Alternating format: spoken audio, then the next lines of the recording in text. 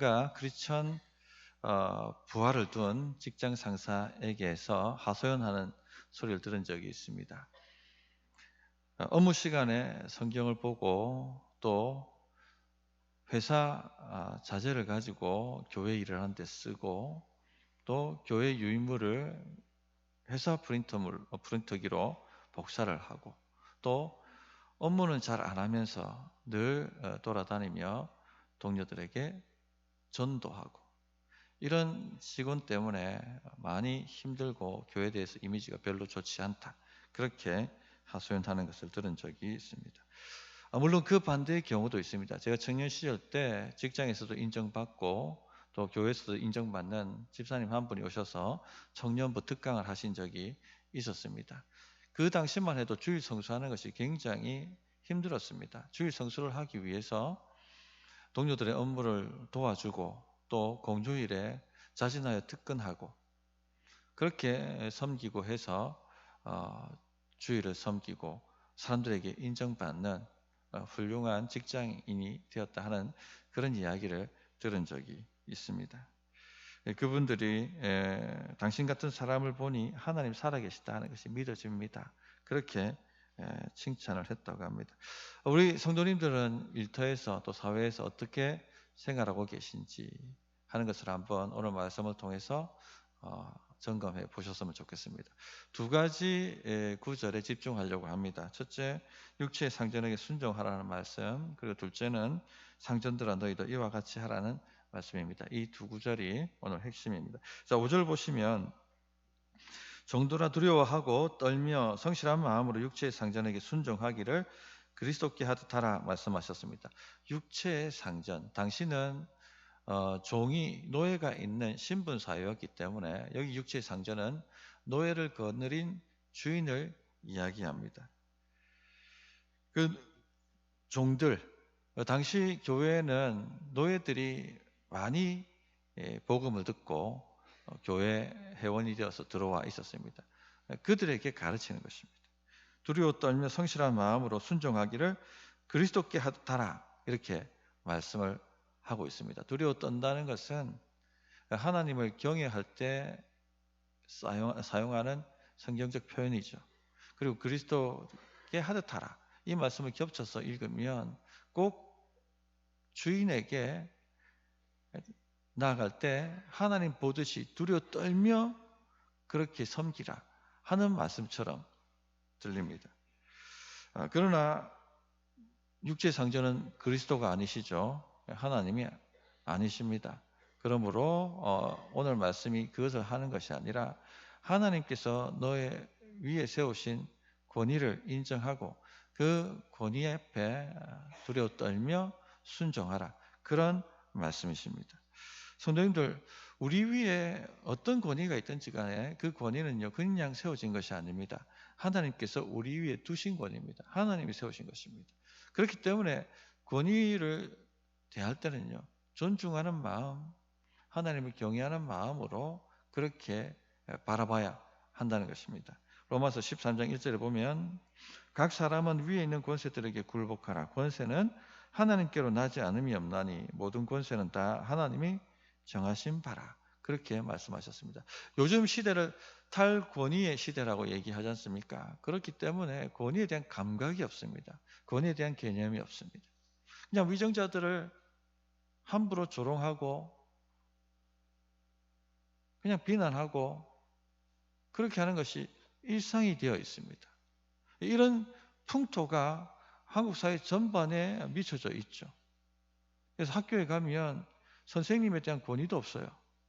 학생들은 선생님을 조롱하고 무시하고 그 권위를 인정하지 않습니다. 또 이런 풍조는요, 심지어 부모들에 대해서도 그렇게 행하죠. 부모의 권위를 무시하고 조롱하고 비방합니다. 하나님이 세우신 권위를 인정하지 않는 사회일수록 하나님을 무시하는 것이 강합니다.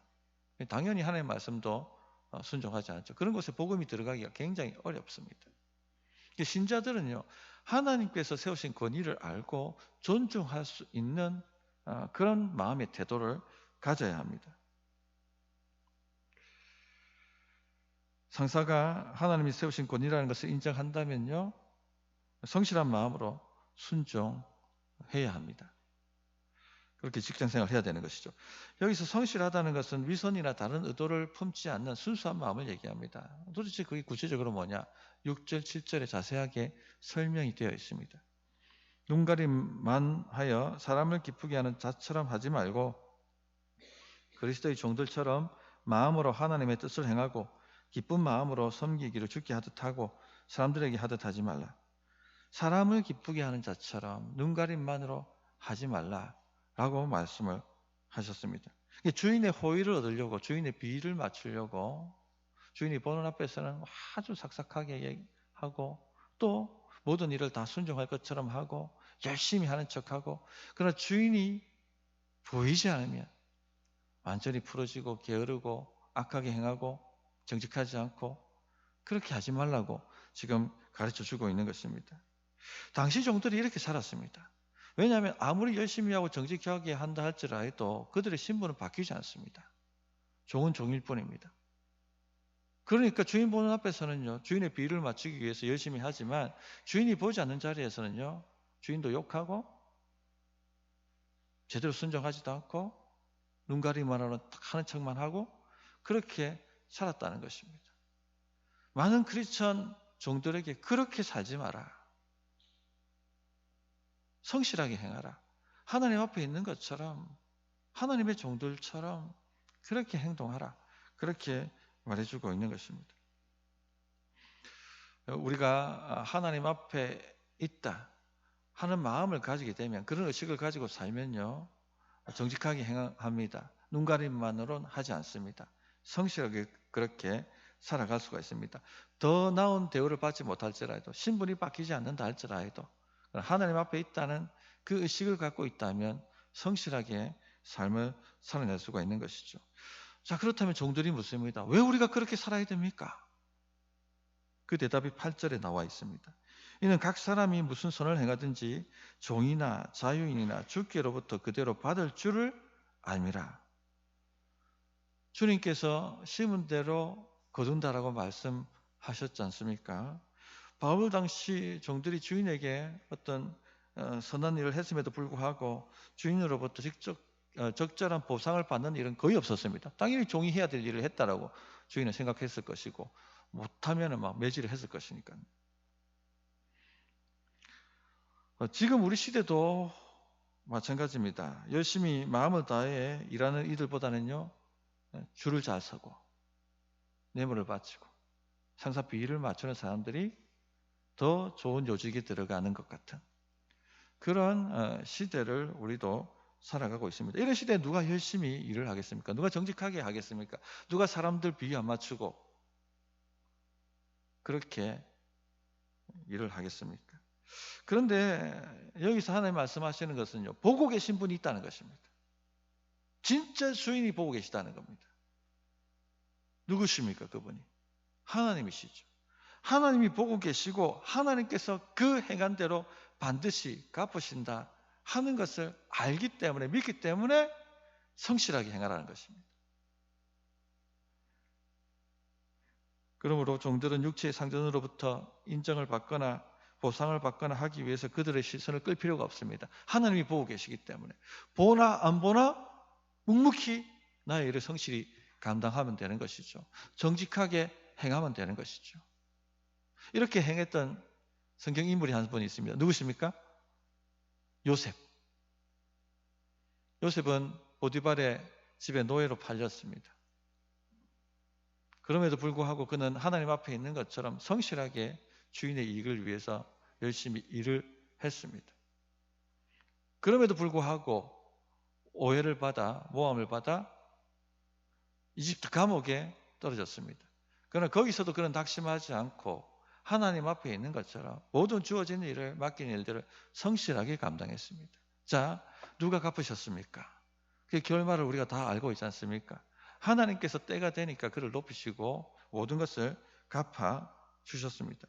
이 원리가 이제 오늘 21세기를 살아가는 우리에게도 그대로 적용된다는 것입니다. 오늘 직장인들은 1세기 그리스 로마 시대에 노예들은 아니죠. 그러니까 주인한테 두려워 떨며 그렇게 순종할 필요는 없습니다. 지금의 직장 상사들에게 두려워 떨며 내 인생을 좌지우지할 사람인 것처럼 그렇게 겁을 내며 순종할 필요는 없습니다. 그러나 사람을 기쁘게 하는 이들처럼 눈가림으로 하지 말고 주님 앞에 있는 것처럼 성실한 마음으로 행하라는 것은요, 오늘날에도 적용이 되는 말씀입니다. 그리스도를 믿는 직장인들은 누구보다도 하나님이 보고 계시다, 하나님께서 모든 것을 갚으신다 하는 의식을 가지고 일을 해야 됩니다. 하나님 앞에 있다는 의식을 가지고 일을 하기 시작하면 성실합니다. 눈가림으로 하지 않습니다. 보지 않으나 자기의 주어진 일을 묵묵히 해나갈 수 있는 능력이 오게 되는 것입니다. 그러나 이 세상 사람들 보십시오. 많은 사람들이요, 내가 열심히 한들 월급이 올라가나, 그래서 그냥 눈가림으로 하는 사람들이 많이 있습니다. 상사가 보는 데서는 하는 흉내를 내지만 그가 보지 않는다면 대충 그렇게 인생을 살고 맙니다. 자, 보십시오. 우리가 오늘 아침에 식사를 하고 오셨을 것입니다. 혹은 오늘 점심 또 맛있는 것을 우리가 먹을 것입니다. 이 모든 식재료는 하나님께서 주셨지만 하늘에서 갑자기 뚝 떨어진 것이 아니죠. 농부의 손을 빌려 이 식재료들을 가꿉니다. 그리고 그것을 유통하는 사람들이 있습니다. 잘 가공해서 또 소비자들이 손쉽게 구입할 수 있도록 하는 판매자들이 있습니다. 그런데 이들이 눈가림으로만 일을 하고 사람 보는 데서만 정직히 행한다고 생각을 해보십시오. 그러면요, 사람 보지 않는 데서는 비료 농약 막 갖다 붓고 썩은 것, 곰팡이 난 것, 먹지 못할 것도 썩어 집어넣고 그런 식으로 행할 것입니다. 그렇게 된다면 이 사회가 어떻게 되겠습니까? 고스란히 우리에게 그 피해가 오게 될 것입니다. 전에 중국산 김치가 만들어지는 과정이 폭로되면서 엄청나게 한국 사회가 술령이었습니다. 그 중국에서 김치를 만드는데 고춧더미에 쥐들이 돌아다니고 배추를 절이는데 포크레인 가지고 와가지고 막 망박 아무렇거나 대충 절이고 그런 것이 고스란히 우리 입으로 들어왔다 하는 것을 보고 경악을 금치 못했습니다. 왜 그렇게 살까요? 왜 그 정도밖에 살 수 없을까요? 하나님이 보고 계시다는 것을 의식 못하니까, 참 주인 되신 하나님께서 우리를 지켜보고 계시고 그 행한 대로 갚으신다는 것을 믿지 않으니까, 그러니까 그렇게밖에 살 수가 없는 것입니다. 그러나 우리는요, 하나님이 살아계시고 하나님께서 참 주인이 되시며 우리가 행하는 모든 것을 지켜보고 계시고 그 행한 대로 갚으신다는 것을 믿고 살아가는 사람들입니다. 그러므로 누가 보나 보지 않느냐, 하나님 앞에 있는 하나님의 종들처럼 그렇게 성실하게 일을 해야 합니다. 물론 이익 추구와 효율성을 최고의 가치로 여기는 이 자본주의 사회에서 그렇게 살아가기는 너무나도 어려울 것입니다. 대부분 세상 기업은 노동자들을 그냥 부속품이나 소모품 정도로 여기고 살아갑니다. 그렇게 일을 시킵니다. 가장 작은 임금을 주고 최고의 효율을 뽑아내고 싶어 하는 것이 오늘날의 기업입니다. 제가 아는 남편이 S그룹 다니는 집사님이 한 분 계신데 굉장히 성실하고 신실하신 분이셨습니다. 그런데 그렇게 열심히 일했는데 최선을 다해서 일을 했는데 40 초반에 그 그룹이 그 사업을 철수하면서 하루아침에 정리해고당해서 실업자가 되는 그런 고통을 겪어야만 했었습니다. 이런 시대에 주님을 기쁘시게 하는 자세로 직장에서 일한다는 것은 결코 쉬운 일이 아니라 하는 것을 알고 있습니다. 그러나 우리는요, 넓은 길 가려고 모인 사람들이 아닙니다. 좁은 길 가려고 주님 따라가려고 모인 주님의 제자들입니다. 그러므로 우리는 좁은 길을 가야 합니다. 살아계신 하나님께서 우리를 지켜보고 계시고 그 행한 대로 갚으신다는 믿음을 가지고 좁은 길을 사서 갈 수 있는 모든 성도님들이 되셨으면 합니다. 자, 두 번째는요, 상전들아 너희도 그들에게 이와 같이 하고 위협을 그치라는 말씀입니다. 9절이죠. 상전들아 너희도 그들에게 이와 같이 하고 위협을 그치라. 이는 그들과 너희의 상전이 하늘에 계시고 그에게는 사람을 외모로 취하는 일이 없는 줄 너희가 알미라. 이와 같이 하고, 그 주인들도 너희들이 주인을 대하는 그 마음가짐 그대로 너희들에게 대해서도 그런 태도를 가지라 라고 가르치고 있는 것입니다. 주인들이 그리스도께 하는 것처럼 그렇게 종들에게도 대하고 종들을 존중해 주라 라고 말씀하고 있는 것이죠. 그리스도 안에 있는 동등한 형제 자매로 여기며 그들을 대우하라. 아니, 놀라운 말씀입니다. 또 우리 자신도, 주인된 우리 자신도 그리스도의 종이 아니냐. 그러면 그리스도께서 우리를 어떻게 대해 주실까? 그것도 한번 생각해 보라 라고 말씀하고 있는 것입니다. 만약에 그리스도께서, 우리 주인 되신 그리스도께서 우리를 하나님 나라의 부속품 정도로, 소모품 정도로 여기며 그렇게 대우하신다면 어떻겠습니까? 우리가 얼마나 비참하지 않겠습니까? 근데 하나님께서는 그렇게 대우하시지 않죠. 하나님의 자녀로 우리를 대우하시고 우리를 위해서 모든 것이 합력하여 선을 이루도록 모든 것을 이끌어 가신다고 말씀하셨습니다. 그런 마음 자세를 가지고 우리에게 속한 모든 사람들에게 그렇게 대우하라 하는 것입니다. 놀라운 말씀이죠. 그 당시 1세기에 그 신분사회에 이런 말씀들을 가르쳤다는 자체가 너무나도 놀라운 것입니다. 특히 주인들에게는 위협을 중단하라고 말씀을 하고 있습니다. 당시 노예를 부리는 가장 일반적인 수단이 위협이었습니다. 매질을 하겠다느니, 제대로 일을 하지 않으면 다리를 부러뜨리겠다느니, 제대로 일하지 않으면 팔아버리겠다느니, 제대로 일하지 않으면 죽여버리겠다느니, 그런 위협을 해야지만 그들을 통제할 수 있고 일을 시킬 수가 있었습니다. 이런 말씀을 보면 참 하나님의 말씀이 진리라는 것을 깨닫습니다. 이런 1세기 신분사회에 어떻게 이런 말씀이 나올 수가 있을까? 나올 수가 없는 말씀이거든요. 시대를 뛰어넘는 말씀이죠. 그 당시 1세기 그리스 로마의 고명한 철학자들도요, 이런 생각을 가질 수가 없었어요. 그래서 우리가 잘 알고 있는 유명한 아리스토텔레스 같은 분도 주인과 종 사이에는 공통된 것이 전혀 없고 우정도 있을 수 없다. 종자가 다르다. 그렇게 말을 했습니다. 당시 종은 주인의 재산이었고 주인은 종들에게 대해 절대적 권력을 가지고 있었습니다.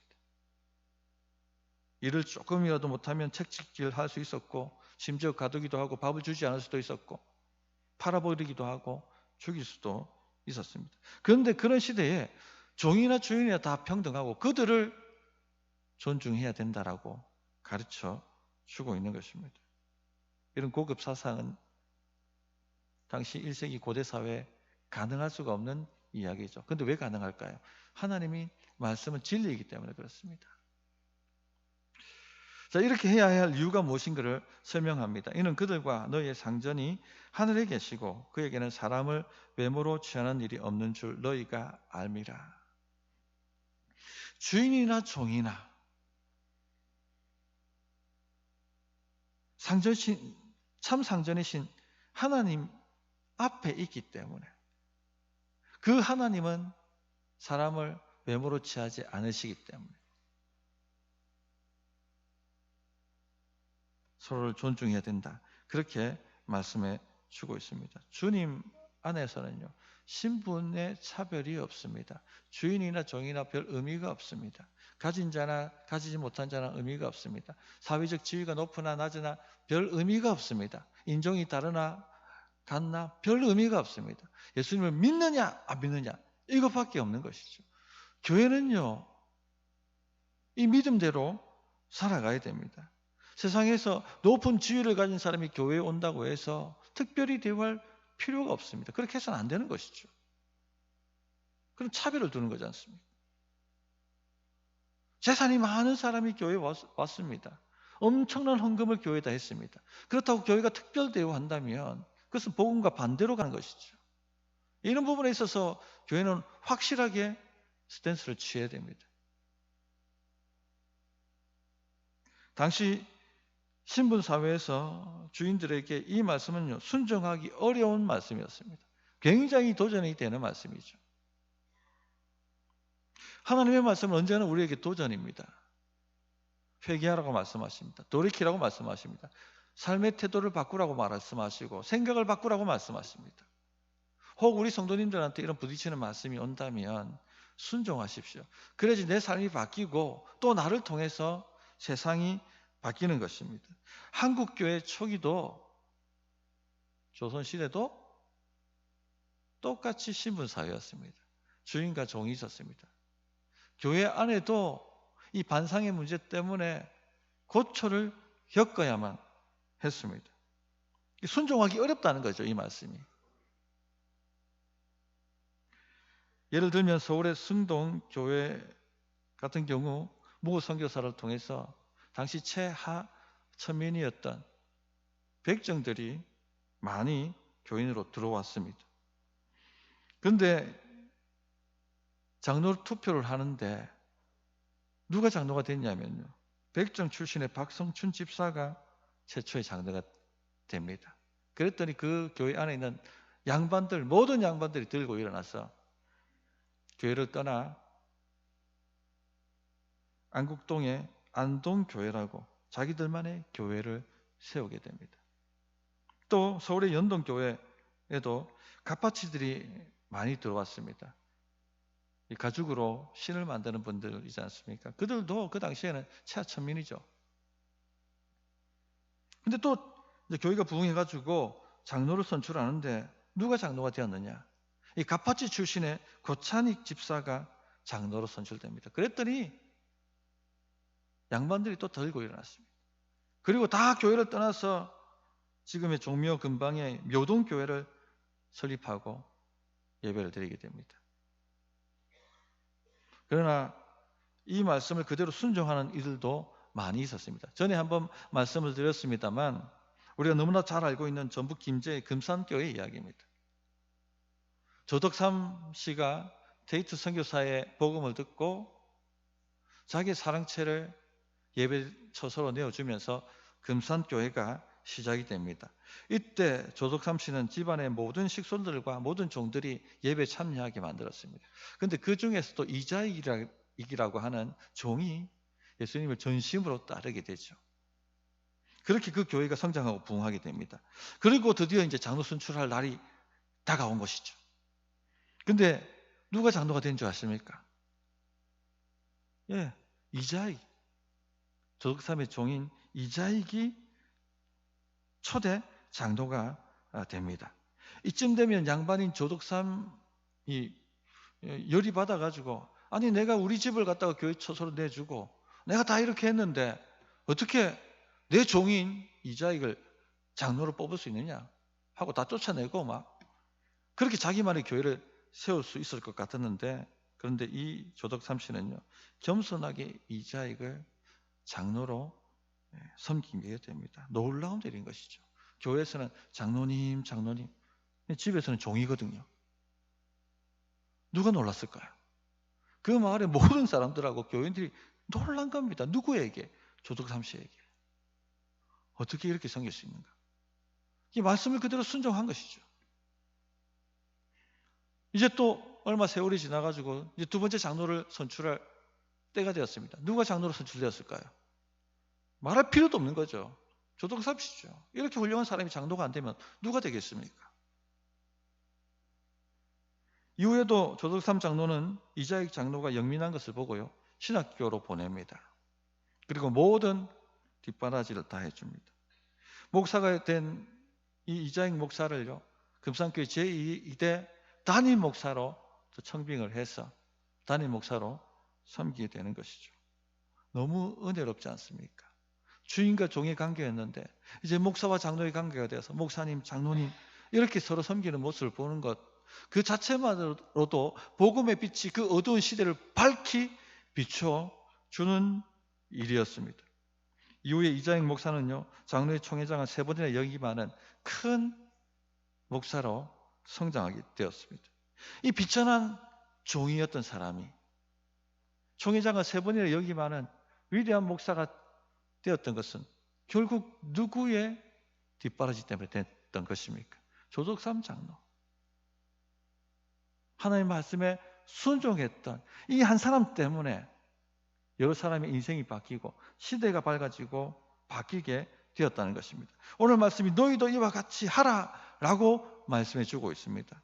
오늘날 크리스천 기업가들 혹은 부하 직원을 거느리고 있는 크리스천 상사들 혹은 권세가 있거나 돈이 많은 크리스천 어떤 바이어들이나 고객들 모두 이 원리를 따라서 살아가야 한다는 것입니다.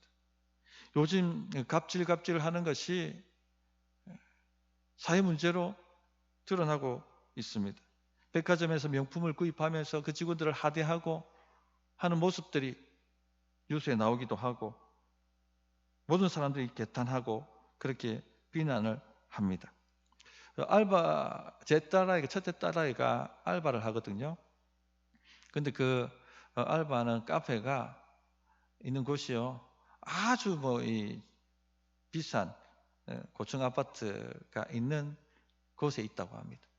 그런데 그 아파트에 사는 분들 가운데 알바라고 하대하고 그런 것을 경험한다고 합니다.